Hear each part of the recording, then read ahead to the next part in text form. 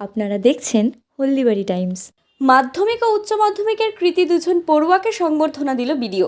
শুক্রবার দুপুরে বিডিও অফিসে একটি অনুষ্ঠানের আয়োজন করা হয়। অনুষ্ঠানের কৃতী দুই পড়ুয়াকে সংবর্ধনা জানানো হয়েছে।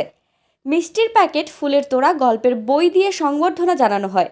হলদিবাড়ির বিডিও রেঞ্জিলামু শেরপা বলেন, সদ্য প্রকাশ হওয়া মাধ্যমিক ও উচ্চ মাধ্যমিকের দুজন কৃতী পড়ুয়াকে সংবর্ধনা জানানো হয়েছে। মাধ্যমিকের পৌলমী সরকার ও উচ্চ মাধ্যমিকের অস্মিতা রক্ষিত, এই দুজনকে সংবর্ধনা জানানো হয়। বিডিওর কাছ থেকে সংবর্ধনা পেয়ে আপ্লুত পড়ুয়া সহ তাদের অভিভাবকরা। আমি দেখেছি তো আমাদের ক্লাসের অনেকেই যারা একটু পিছিয়ে পড়া সম্প্রদায় থেকে আসছে আর কি, ওদের কাছে তেমন অর্থ নেই টিউশন পড়ার বা ভালো বই কেনার। আমরা যেই ফেসিলিটিগুলো পাচ্ছি ওরা হয়তো সেরকম ফেসিলিটি পাচ্ছে না। ফিউচারে কিংবা বিভিন্ন কোচিংয়ে ভর্তি হবে বা ওদেরও অনেক স্বপ্ন আছে। তো আমি চাচ্ছি যে প্রশাসন যাতে ওদের জন্য কিছু করুক আর কি, যাতে ওরা এগিয়ে আসতে পারে, ওরাও ভালো রেজাল্ট করতে পারে।